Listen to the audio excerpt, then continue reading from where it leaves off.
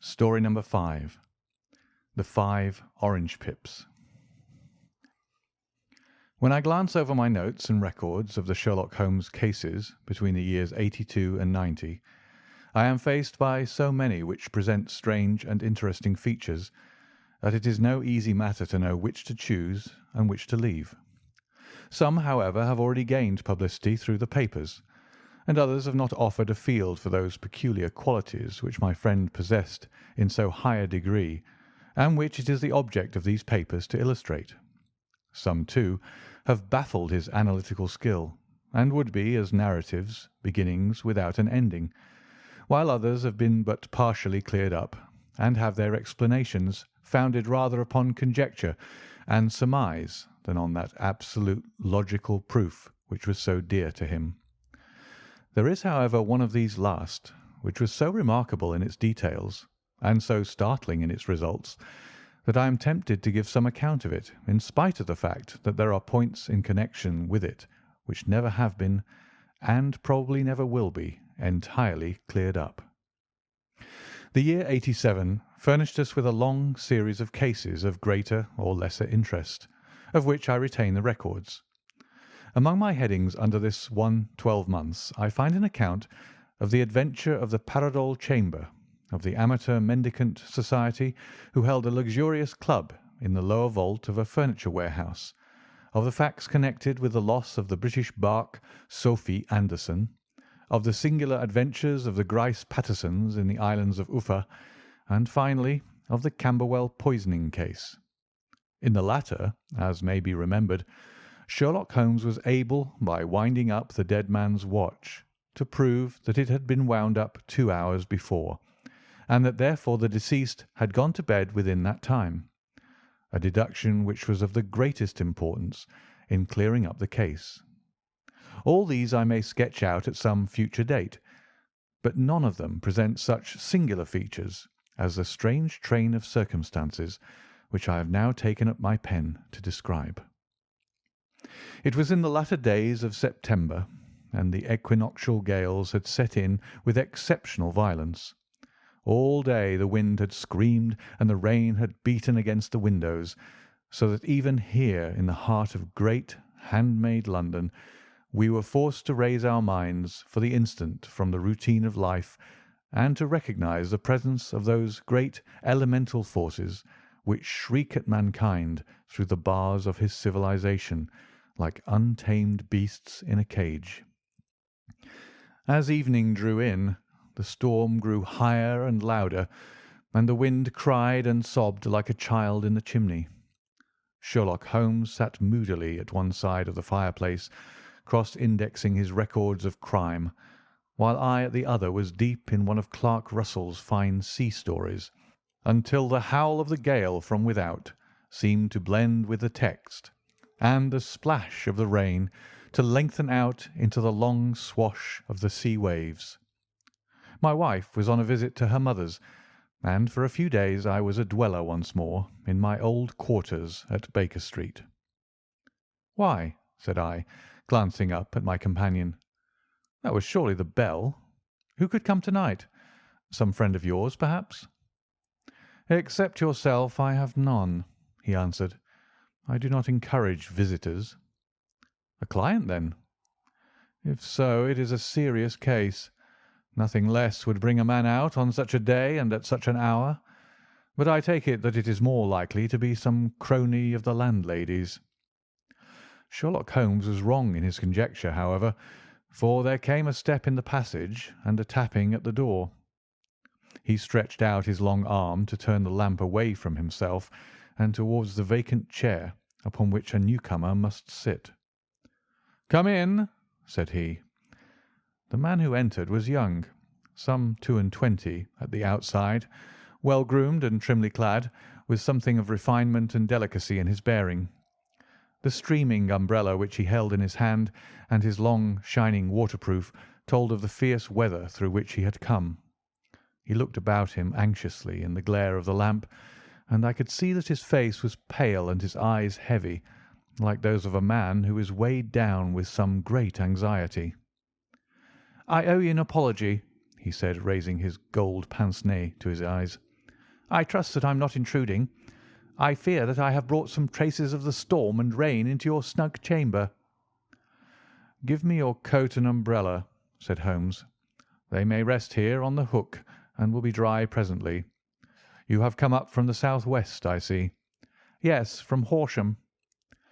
"That clay and chalk mixture which I see upon your toe-caps is quite distinctive."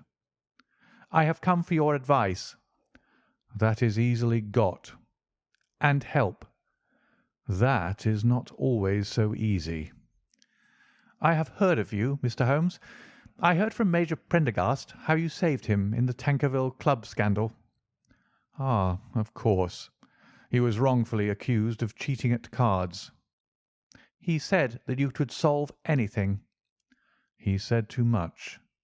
"That you are never beaten." "I have been beaten 4 times, 3 times by men, and once by a woman." "But what is that compared with the number of your successes?" "It is true that I have been generally successful." "Then you may be so with me." "I beg that you will draw your chair up to the fire and favour me with some details as to your case." "It is no ordinary one." "None of those which come to me are. I am the last court of appeal." "And yet I question, sir, whether in all your experience you have ever listened to a more mysterious and inexplicable chain of events than those which have happened in my own family." "You fill me with interest," said Holmes. "Pray give us the essential facts from the commencement, and I can afterwards question you as to those details which seem to me the most important." The young man pulled his chair up and pushed his wet feet out towards the blaze. "My name," said he, "is John Openshaw, but my own affairs have, as far as I can understand, little to do with this awful business. It is a hereditary matter, so in order to give you an idea of the facts, I must go back to the commencement of the affair. You must know that my grandfather had 2 sons, my uncle Elias and my father Joseph. My father had a small factory at Coventry, which he enlarged at the time of the invention of bicycling. He was a patentee of the Openshaw unbreakable tyre, and his business met with such success that he was able to sell it and to retire upon a handsome competence. My uncle Elias emigrated to America when he was a young man and became a planter in Florida, where he was reported to have done very well. At the time of the war he fought in Jackson's army, and afterwards under Hood, where he rose to be a colonel. When Lee laid down his arms, my uncle returned to his plantation, where he remained for 3 or 4 years. About 1869 or 1870 he came back to Europe and took a small estate in Sussex, near Horsham. He had made a very considerable fortune in the States, and his reason for leaving them was his aversion to the negroes and his dislike of the Republican policy in extending the franchise to them. He was a singular man, fierce and quick-tempered, very foul-mouthed when he was angry, and of the most retiring disposition. During all the years that he lived at Horsham, I doubt if ever he set foot in the town. He had a garden and 2 or 3 fields round his house, and there he would take his exercise, though very often for weeks on end he would never leave his room. He drank a great deal of brandy and smoked very heavily, but he would see no society and did not want any friends, not even his own brother. He didn't mind me. In fact, he took a fancy to me, for at the time when he saw me first I was a youngster of 12 or so. This would be in the year 1878, after he had been 8 or 9 years in England. He begged my father to let me live with him, and he was very kind to me in his way. When he was sober, he used to be fond of playing backgammon and draughts with me, and he would make me his representative both with the servants and with the tradespeople, so that by the time that I was 16 I was quite master of the house. I kept all the keys, and could go where I liked and do what I liked, so long as I did not disturb him in his privacy. There was one singular exception, however, for he had a single room, a lumber room up among the attics, which was invariably locked. and which he would never permit either me or anyone else to enter. With a boy's curiosity, I have peeped through the keyhole, but I was never able to see more than such a collection of old trunks and bundles as would be expected in such a room. One day, it was in March 1883, a letter with a foreign stamp lay upon the table in front of the colonel's plate. It was not a common thing for him to receive letters, for his bills were all paid in ready money, and he had no friends of any sort. "From India," said he, as he took it up. "Pondicherry postmark. What can this be?" Opening it hurriedly, out there jumped 5 little dried orange pips, which pattered down upon his plate. I began to laugh at this, but the laugh was struck from my lips at the sight of his face. His lip had fallen, his eyes were protruding, his skin the colour of putty, and he glared at the envelope which he still held in his trembling hand. "K, K, K!" he shrieked, and then, my God, my sins have overtaken me." "What is it, uncle?" I cried. "Death," said he, and rising from the table, he retired to his room, leaving me palpitating with horror. I took up the envelope and saw scrawled in red ink upon the inner flap, just above the gum, the letter K 3 times repeated. There was nothing else save the 5 dried pips. What could be the reason of his overpowering terror? I left the breakfast table, and as I ascended the stair, I met him coming down with an old rusty key which must have belonged to the attic in one hand, and a small brass box like a cash box in the other. "They may do what they like, but I'll checkmate them still," said he with an oath. "Tell Mary that I shall want a fire in my room to-day, and send down to Fordham the Horsham lawyer." I did as he ordered, and when the lawyer arrived I was asked to step up to the room. The fire was burning brightly, and in the grate there was a mass of black fluffy ashes as of burned paper, while the brass box stood open and empty beside it. As I glanced at the box I noticed with a start that upon the lid was printed the treble K which I had read in the morning upon the envelope. "I wish you, John," said my uncle, "to witness my will. I leave my estate, with all its advantages and all its disadvantages, to my brother, your father, whence it will no doubt descend to you. If you can enjoy it in peace, well and good. If you find you cannot, take my advice, my boy, and leave it to your deadliest enemy. I am sorry to give you such a two-edged thing, but I can't say what turn things are going to take. Kindly sign the paper where Mr. Fordham shows you." I signed the paper as directed, and the lawyer took it away with him. The singular incident made, as you may think, the deepest impression upon me, and I pondered over it and turned it every way in my mind without being able to make anything of it. Yet I could not shake off the vague feeling of dread which it left behind, though the sensation grew less keen as the weeks passed, and nothing happened to disturb the usual routine of our lives. I could see a change in my uncle, however. He drank more than ever, and he was less inclined for any sort of society. Most of his time he would spend in his room, with the door locked upon the inside, but sometimes he would emerge in a sort of drunken frenzy, and would burst out of the house and tear about the garden with a revolver in his hand, screaming out that he was afraid of no man, and that he was not to be cooped up like a sheep in a pen by man or devil. When these hot fits were over, however, he would rush tumultuously in at the door and lock and bar it behind him, like a man who can brazen it out no longer against the terror which lies at the roots of his soul. At such times I have seen his face, even on a cold day, glisten with moisture, as though it were new raised from a basin. Well, to come to an end of the matter, Mr. Holmes, and not to abuse your patience, there came a night when he made one of those drunken sallies from which he never came back. We found him, when we went to search for him, face downward in a little green-scummed pool, which lay at the foot of the garden. There was no sign of any violence, and the water was but 2 feet deep, so that the jury, having regard to his known eccentricity, brought in a verdict of suicide. But I, who knew how he winced from the very thought of death, had much ado to persuade myself that he had gone out of his way to meet it.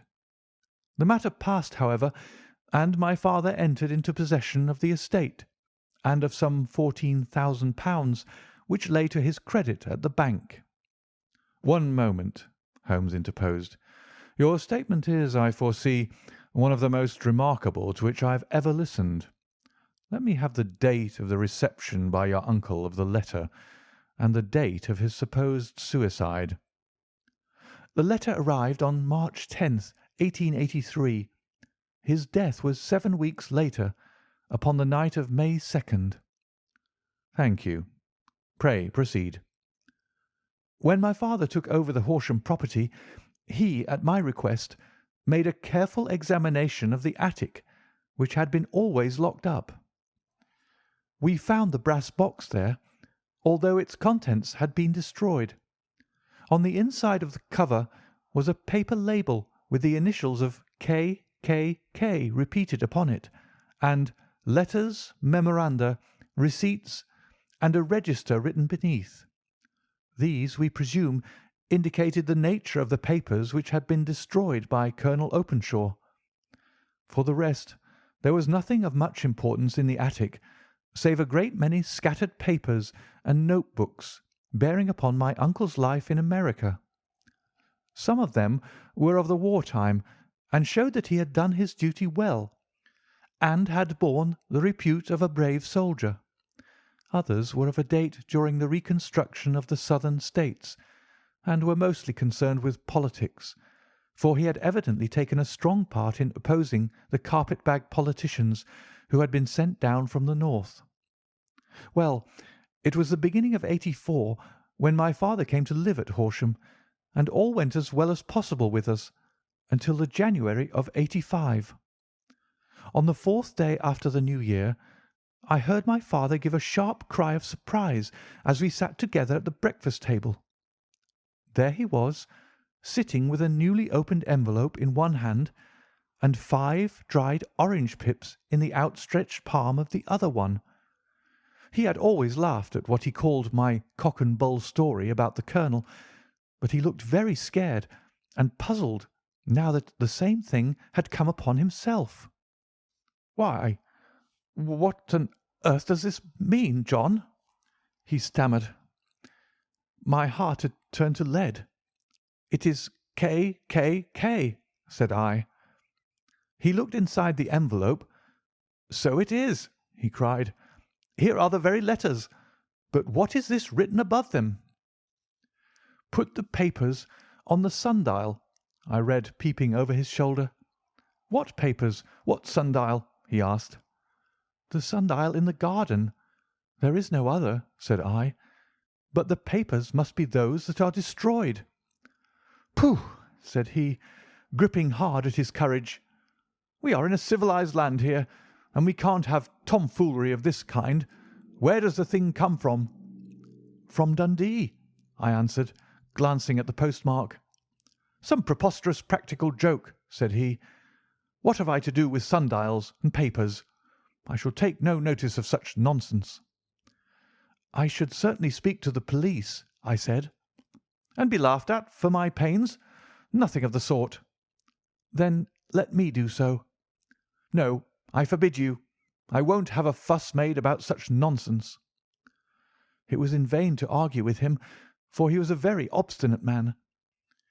I went about, however, with a heart which was full of forebodings. On the 3rd day after the coming of the letter, my father went from home to visit an old friend of his, Major Freebody, who is in command of one of the forts upon Portsdown Hill. I was glad that he should go, for it seemed to me that he was farther from danger when he was away from home. In that, however, I was in error. Upon the 2nd day of his absence, I received a telegram from the Major imploring me to come at once.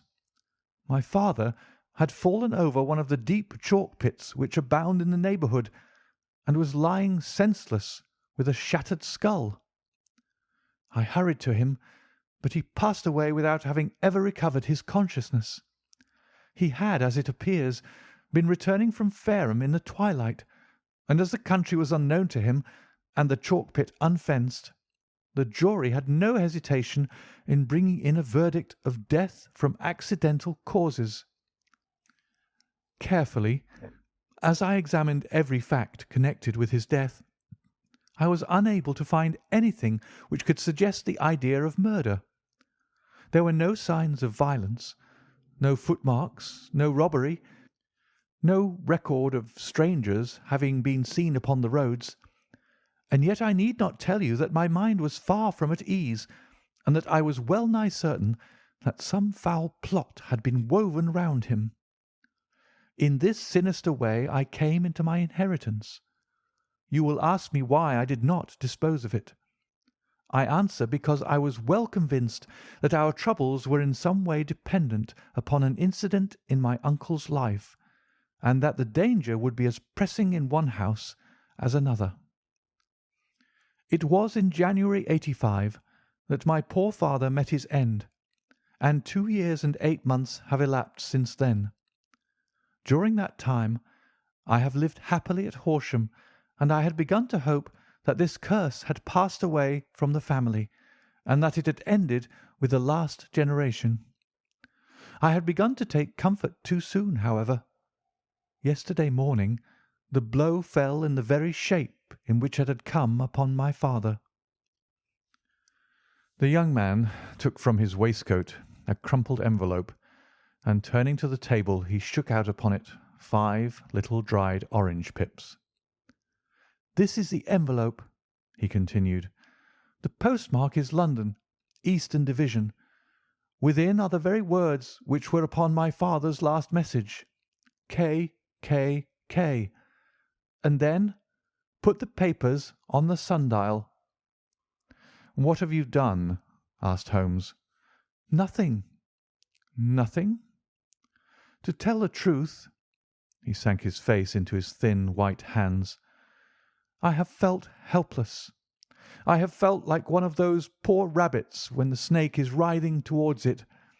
I seem to be in the grasp of some resistless, inexorable evil which no foresight and no precautions can guard against." "Tut, tut!" cried Sherlock Holmes. "You must act, man, or you are lost. Nothing but energy can save you. This is no time for despair." "I have seen the police." "Ah!" "But they listened to my story with a smile. I am convinced that the inspector has formed the opinion that the letters are all practical jokes, and that the deaths of my relations were really accidents, as the jury stated, and were not to be connected with the warnings." Holmes shook his clenched hands in the air. "Incredible imbecility!" he cried. "They have, however, allowed me a policeman, who may remain in the house with me." "Has he come with you tonight?" "No, his orders were to stay in the house." Again Holmes raved in the air. "Why did you come to me?" he cried. "And above all, why did you not come at once?" "I did not know. It was only to-day that I spoke to Major Prendergast about my troubles, and was advised by him to come to you." "It is really 2 days since you had the letter. We should have acted before this. You have no further evidence, I suppose, than that which you have placed before us? No suggestive detail which might help us?" "There is one thing," said John Openshaw. He rummaged in his coat pocket, and drawing out a piece of discoloured blue-tinted paper, he laid it out upon the table. "I have some remembrance," said he, "that on the day when my uncle burned the papers, I observed that the small unburned margins which lay amid the ashes were of this particular colour. I found this single sheet upon the floor of his room, and I am inclined to think that it may be one of the papers which has, perhaps, fluttered out from among the others, and in that way has escaped destruction. Beyond the mention of pips, I do not see that it helps us much. I think myself that it is a page from some private diary. The writing is undoubtedly my uncle's."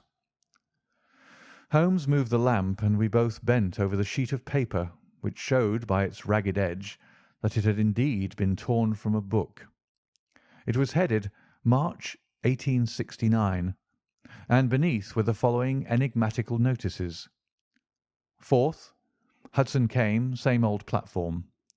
7th, set the pips on Macaulay, Paramore, and John Swain of St. Augustine. 9th, Macaulay cleared. 10th, John Swain cleared. 12th, visited Paramore. All well. "Thank you," said Holmes, folding up the paper and returning it to our visitor. "And now you must on no account lose another instant. We cannot spare time even to discuss what you have told me. You must get home instantly and act." "What shall I do?" "There is but one thing to do. It must be done at once. You must put this piece of paper which you have shown us into the brass box which you have described. You must also put in a note to say that all the other papers were burned by your uncle, and that this is the only one which remains. You must assert that in such words as will carry conviction with them. Having done this, you must at once put the box out upon the sundial as directed. Do you understand?" "Entirely." "Do not think of revenge or anything of the sort at present. I think that we may gain that by means of the law, but we have our web to weave while theirs is already woven. The first consideration is to remove the pressing danger which threatens you. The second is to clear up the mystery and to punish the guilty parties." "I thank you," said the young man, rising and pulling on his overcoat. "You have given me fresh life and hope. I shall certainly do as you advise." "Do not lose an instant. And above all take care of yourself in the meanwhile, for I do not think that there can be a doubt that you are threatened by a very real and imminent danger. How do you go back?" "By train from Waterloo." "It is not yet 9. The streets will be crowded, so I trust that you may be in safety. And yet you cannot guard yourself too closely." "I am armed." "That is well. Tomorrow I shall set to work upon your case." "I shall see you at Horsham, then?" "No. Your secret lies in London. It is there that I shall seek it." "Then I shall call upon you in a day or in 2 days with news as to the box and the papers. I shall take your advice in every particular." He shook hands with us and took his leave. Outside the wind still screamed and the rain splashed and pattered against the windows. This strange, wild story seemed to have come to us from amid the mad elements, blown in upon us like a sheet of seaweed in a gale, and now to have been reabsorbed by them once more. Sherlock Holmes sat for some time in silence, with his head sunk forward and his eyes bent upon the red glow of the fire. Then he lit his pipe, and leaning back in his chair, he watched the blue smoke rings as they chased each other up to the ceiling. "I think, Watson," he remarked at last, "that of all our cases we have had none more fantastic than this. Save perhaps the sign of 4. Well, yes, save perhaps that. And yet this John Openshaw seems to me to be walking amid even greater perils than did the Sholtos." "But have you," I asked, "formed any definite conception as to what these perils are?" "There can be no question as to their nature," he answered. "Then what are they? Who is this K., and why does he pursue this unhappy family?" Sherlock Holmes closed his eyes and placed his elbows upon the arms of his chair with his finger-tips together. "The ideal reasoner," he remarked, "would, when he had once been shown a single fact in all its bearings, deduce from it not only the chain of events which led up to it, but also all the results which would follow from it. As Cuvier could correctly describe a whole animal by the contemplation of a single bone.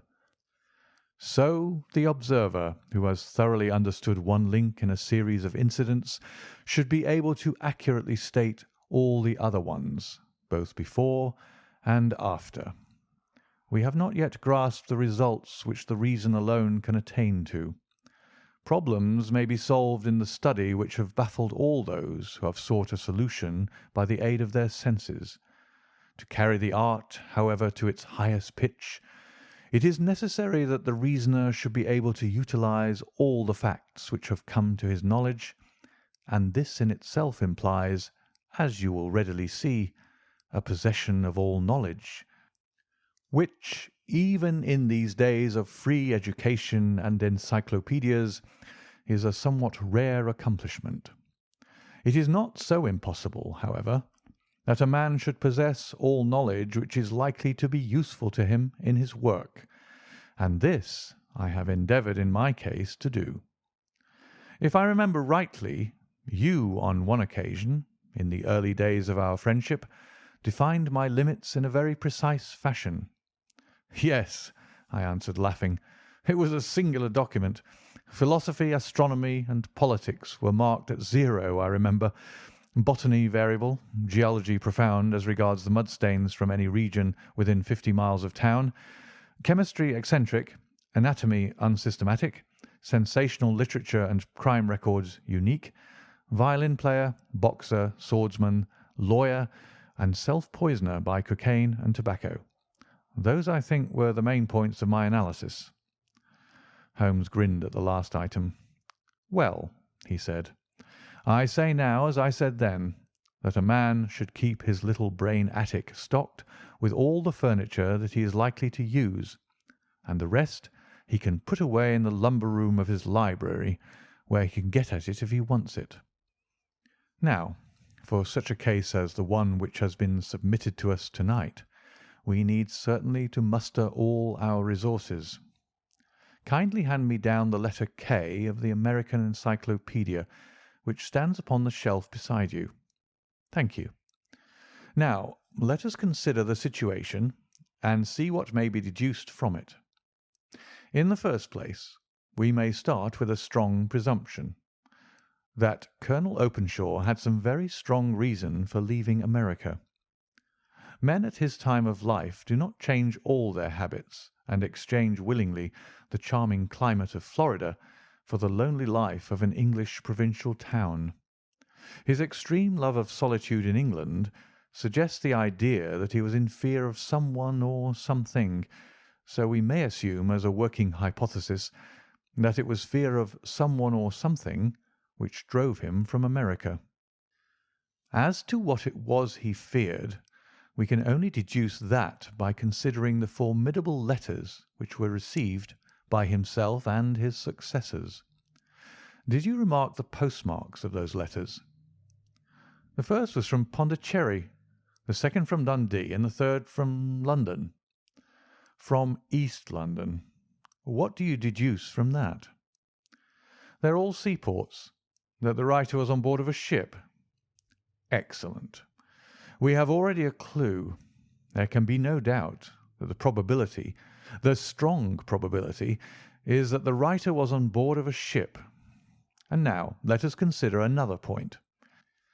In the case of Pondicherry, 7 weeks elapsed between the threat and its fulfilment. In Dundee it was only some 3 or 4 days. Does that suggest anything? A greater distance to travel? But the letter had also a greater distance to come. Then I do not see the point. There is at least a presumption that the vessel in which the man or men are is a sailing ship. It looks as if they always send their singular warning or token before them when starting upon their mission. You see how quickly the deed followed the sign when it came from Dundee. If they had come from Pondicherry in a steamer, they would have arrived almost as soon as their letter.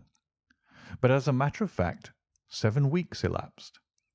I think that those 7 weeks represented the difference between the mail boat which brought the letter and the sailing vessel which brought the writer. It is possible, More than that, it is probable. And now you see the deadly urgency of this new case, and why I urged young Openshaw to caution. The blow has always fallen at the end of the time which it would take the senders to travel the distance. But this one comes from London, and therefore we cannot count upon delay." "Good God!" I cried. "What can it mean, this relentless persecution?" "The papers which Openshaw carried are obviously of vital importance to the person or persons in the sailing ship. I think that it is quite clear that there must be more than one of them.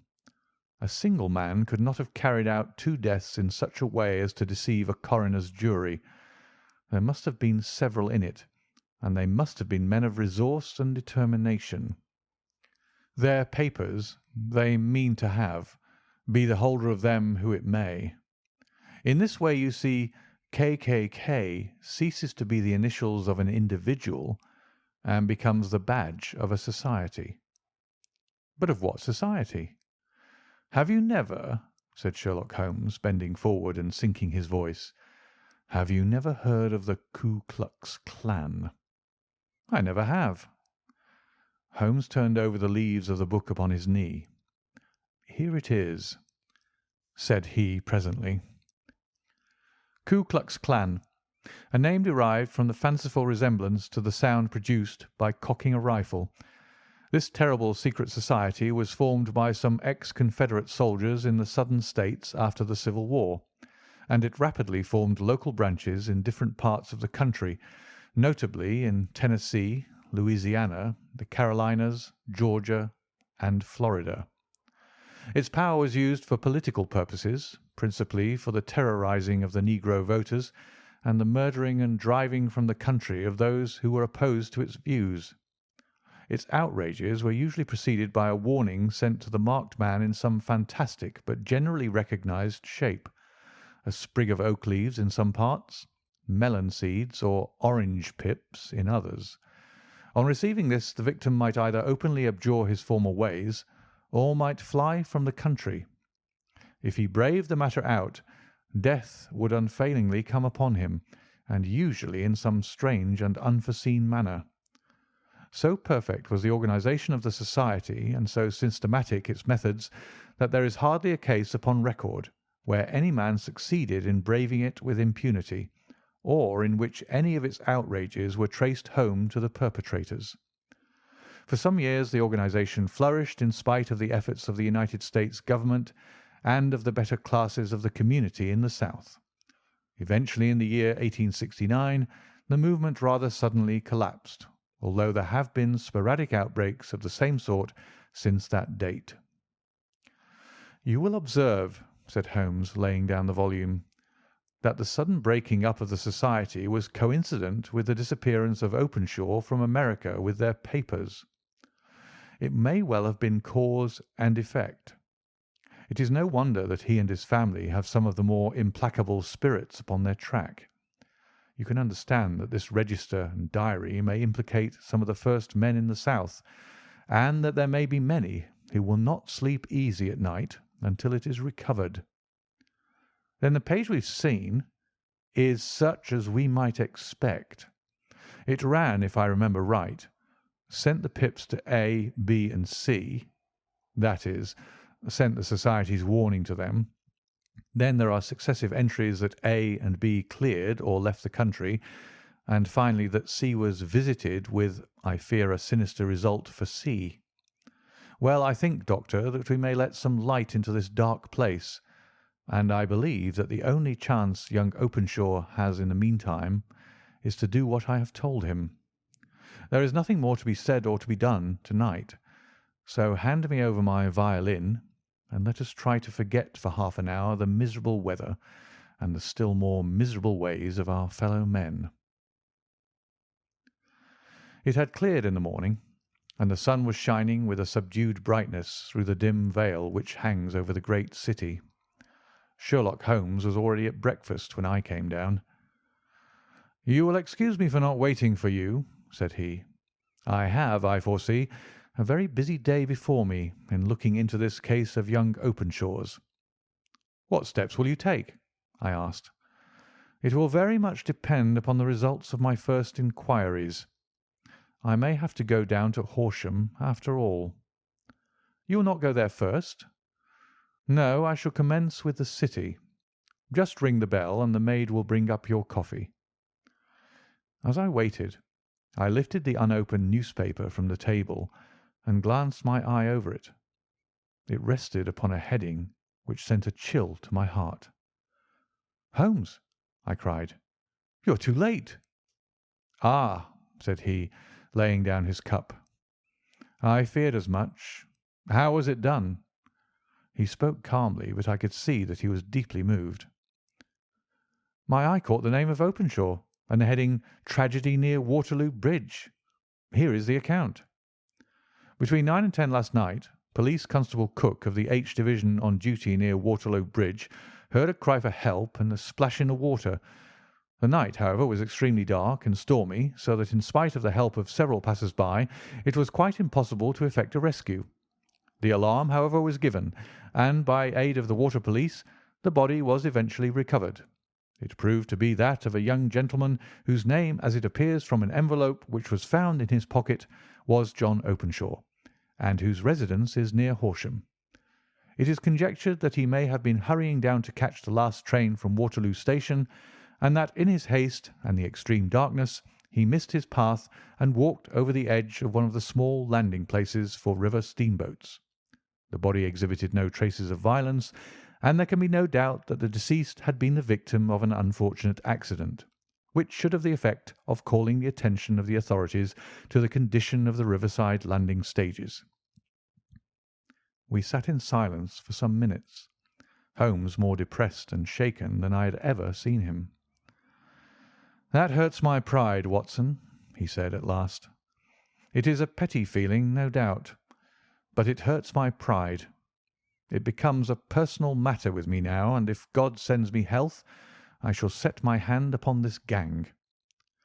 That he should come to me for help, and that I should send him away to his death." He sprang from his chair and paced about the room in uncontrollable agitation, with a flush upon his sallow cheeks and a nervous clasping and unclasping of his long, thin hands. "They must be cunning devils," he exclaimed at last. "How could they have decoyed him down there? The embankment is not on the district line to the station. The bridge, no doubt, was too crowded, even on such a night, for their purpose. Well, Watson, we shall see who will win in the long run. I am going out now." "To the police?" "No, I shall be my own police.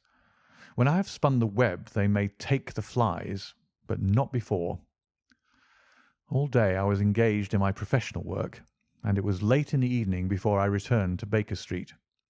Sherlock Holmes had not come back yet. It was nearly 10 o'clock before he entered, looking pale and worn. He walked up to the sideboard, and tearing a piece from the loaf, he devoured it voraciously, washing it down with a long draught of water. "You are hungry?" I remarked. "Starving. It had escaped my memory. I have had nothing since breakfast." "Nothing?" "Not a bite. I had no time to think of it." "And how have you succeeded?" "Well." "You have a clue?" "I have them in the hollow of my hand. Young Openshaw shall not long remain unavenged. Why, Watson, let us put their own devilish trademark upon them. It is well thought of." "What do you mean?" He took an orange from the cupboard, and tearing it to pieces, he squeezed out the pips upon the table. Of these he took 5 and thrust them into an envelope. On the inside of the flap he wrote S.H. for J.O. Then he sealed it and addressed it to Captain James Calhoun, Bark Lone Star, Savannah, Georgia. "That will await him when he enters port," said he, chuckling. "It may give him a sleepless night. He'll find it as sure a precursor of his fate as Openshaw did before him." "And who is this Captain Calhoun?" "The leader of the gang. I shall have the others, but he first." "How did you trace it, then?" He took a large sheet of paper from his pocket, all covered with dates and names. "I have spent the whole day," said he, "over Lloyd's registers and files of the old papers, following the future career of every vessel which touched at Pondicherry in January and February in '83. There were 36 ships of fair tonnage which were reported there during those months. Of these, one, the Lone Star, instantly attracted my attention, since, although it was reported as having cleared from London, the name is that which is given to one of the states of the Union. Texas, I think. I was not and am not sure which, but I knew that the ship must have an American origin. What then? I searched the Dundee records, and when I found that the barque Lone Star was there in January '85, my suspicion became a certainty. I then inquired as to the vessels which lay at present in the port of London. Yes, the Lone Star had arrived here last week. I went down to the Albert Dock and found that she had been taken down the river by the early tide this morning, homeward bound to Savannah.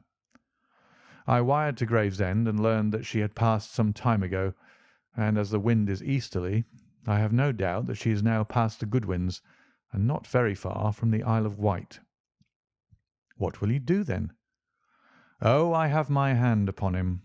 He and the two mates are, as I learn, the only native-born Americans in the ship. The others are Finns and Germans. I know also that they were all three away from the ship last night. I had it from the stevedore, who's been loading their cargo. By the time that their sailing ship reaches Savannah, the mail boat will have carried this letter, and the cable will have informed the police of Savannah that these three gentlemen are badly wanted here upon a charge of murder. There is ever a flaw, however, in the best laid of human plans, and the murderers of John Openshaw were never to receive the orange pips which would show them that another, as cunning and as resolute as themselves, was upon their track. Very long and very severe were the equinoctial gales that year. We waited long for news of the Lone Star of Savannah, but none ever reached us. We did at last hear that somewhere, far out in the Atlantic, a shattered stern post of a boat was seen swinging in the trough of a wave, with the letters L.S. carved upon it. And that is all which we shall ever know of the fate of the Lone Star. End of the 5 Orange Pips.